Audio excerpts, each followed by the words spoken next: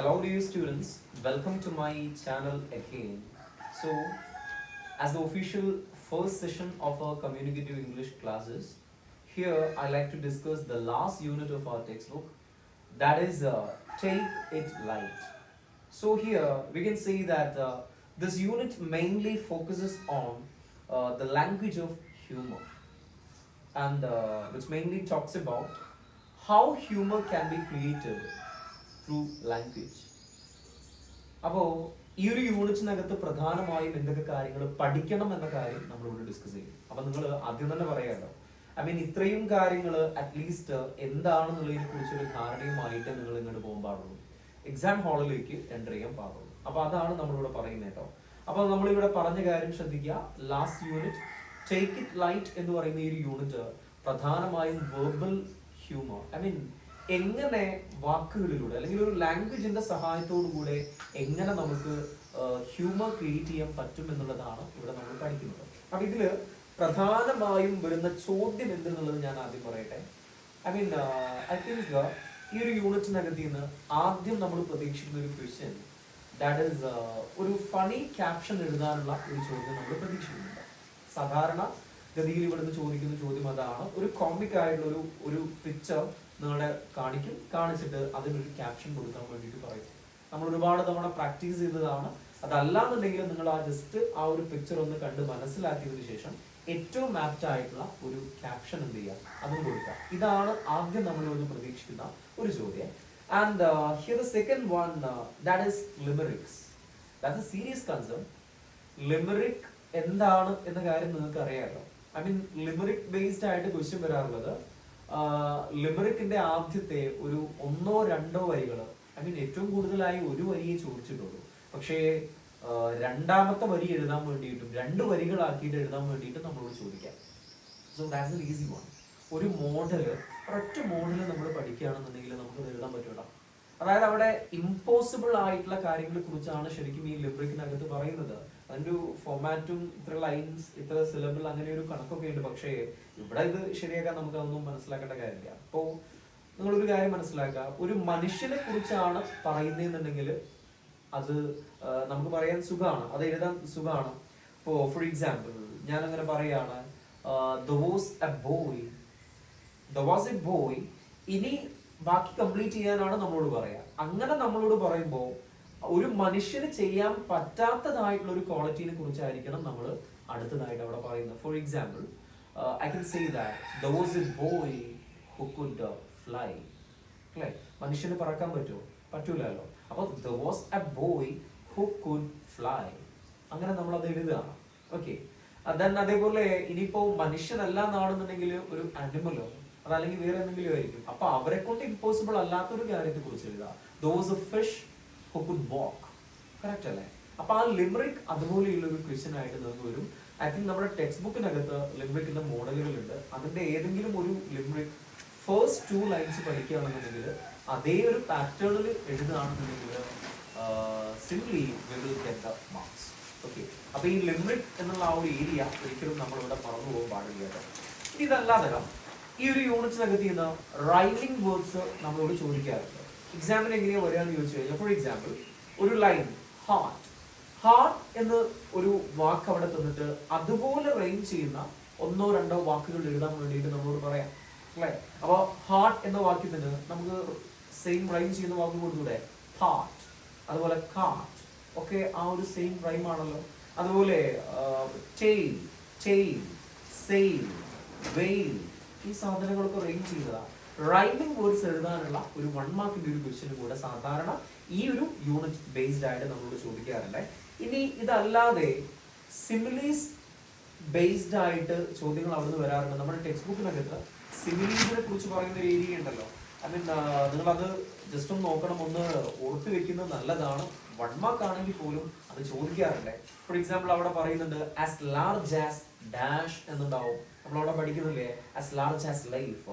അതുപോലെ as honest as mirror, as cool as cucumber, as proud as peacock, as light as feather, as pale as ghost, as red as crimson, as blind as bat, as cunning as fox, as sharp as razor, as slow as snail or tortoise, as wise as owl.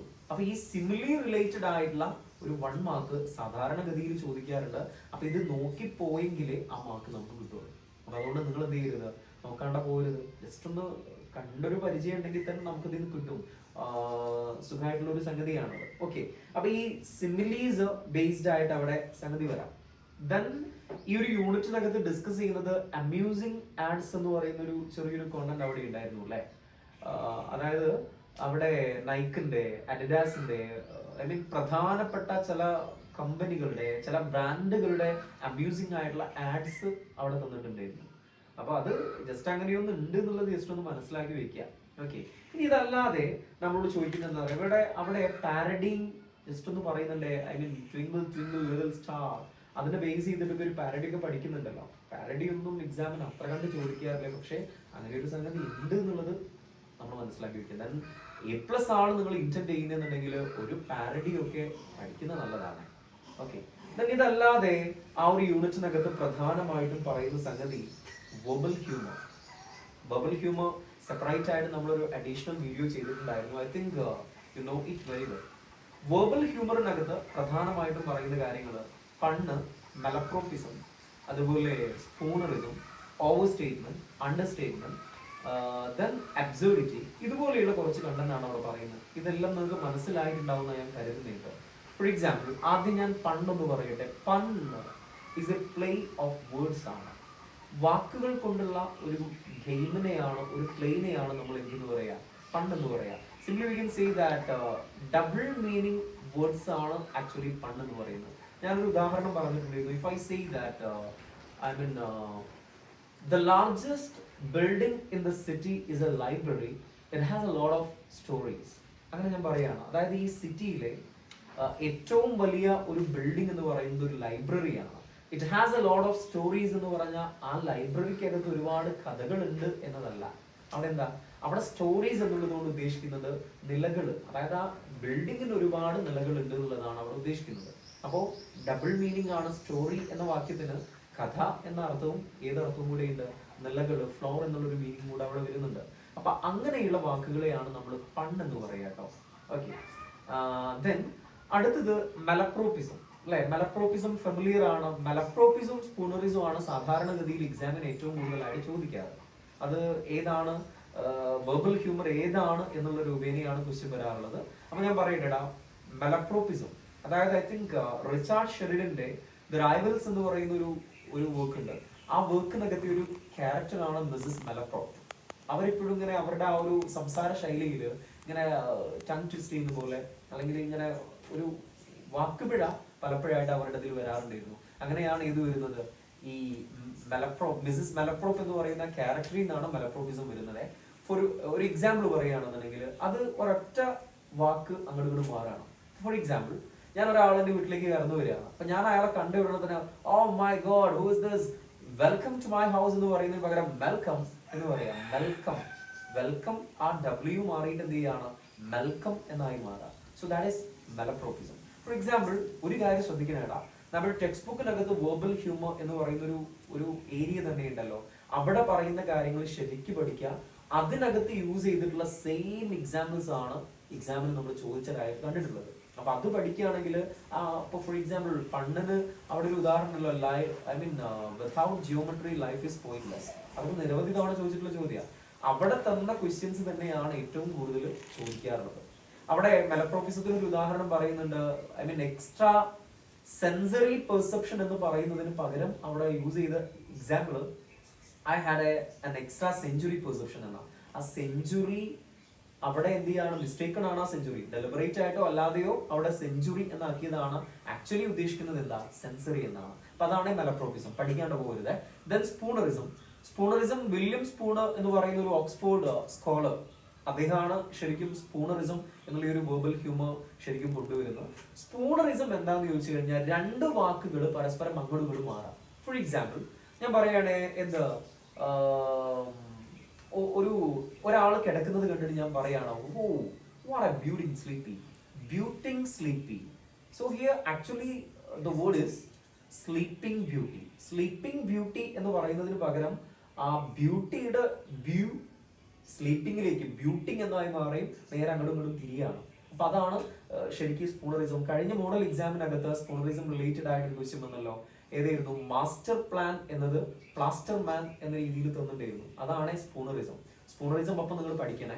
ഇനി ബാക്കിയുള്ളത് നമ്മൾ conclude ചെയ്യാണ്. പെട്ടെന്ന് നിങ്ങൾ ഇത് കാണുന്ന സമയത്ത് ഒരു 1.5-ലോ 2x ഒക്കെ ഇട്ട് കേട്ടാൽ മതി. ജസ്റ്റ് ഒന്ന് റിവൈൻഡ് ചെയ്തെടുക്കുക എന്നുള്ളതാണ് നമ്മൾ ഉദ്ദേശിക്കുന്നത് കേട്ടോ. സോ ദെൻ നമ്മൾ under statement and over statement. Over statement എന്ന് പറഞ്ഞാൽ നമ്മൾ ഒരു സംഗതിനെ നമ്മൾ ഇങ്ങോട്ട് വലുതാക്കി പറയുക, എക്സാജറേറ്റ് ചെയ്യുക. അപ്പൊ എനിക്ക് വിശപ്പുണ്ട്, ഐ ഫീൽ ഹംഗ്രി. ഞാൻ പറയുകയാണോ, oh my god I feel hungry, I could eat a horse. I mean ശരിക്കും ഒരു കുതിരേനെ തിന്നാനുള്ള വിശപ്പ് എനിക്കുണ്ടെന്ന് പറയാം. ഐ മീൻ ആ വിശപ്പിനെ ഞാൻ എക്സാജറേറ്റ് ചെയ്തിട്ട് അങ്ങോട്ട് പറയുകയാണ്. അപ്പൊ അതാണ് ഏത് ഓവർ സ്റ്റേറ്റ്മെന്റ്. ഇനി അണ്ടർ സ്റ്റേറ്റ്മെന്റ് എന്താന്ന് ചോദിച്ചു കഴിഞ്ഞാൽ അത് പറയട്ടെ. ഇപ്പോ ഒരാള് ഒരു ആക്സിഡന്റോ എന്തെങ്കിലും ഒരു അപകടം പറ്റുകയാണ്. അപകടമൊക്കെ പറ്റിയിട്ട് അയാളുടെ ഒരു കൈന്റെ ഒരു ഭാഗം കംപ്ലീറ്റ് മുറിവായിട്ടുണ്ട്, രക്തമൊക്കെ ഇങ്ങനെ വാർന്നൊലിക്കുന്നുണ്ട് വരിക.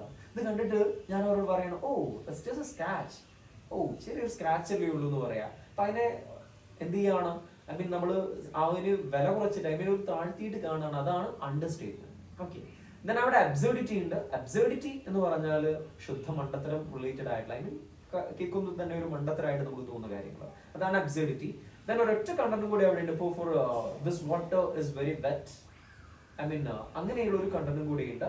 അതും കൂടെ എന്ത് ചെയ്യണം, നിങ്ങൾ അവിടെ പഠിക്കേണ്ടതായിട്ടുണ്ട്. ആ ഒരു വെർബൽ ഹ്യൂമർ നമ്മൾ അവിടെ പറഞ്ഞിട്ടുണ്ടായിരുന്നു. ദാറ്റ് ഈസ് അബ്സേർഡിറ്റി വരെ നമ്മൾ പറഞ്ഞാലേ.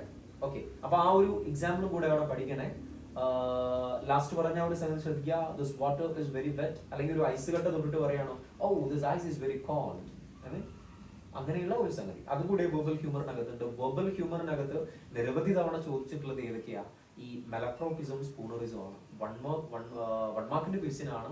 പഠിച്ചു കഴിഞ്ഞാൽ മക്കളെ കിട്ടുന്നുള്ളത് ഉറപ്പാണ്.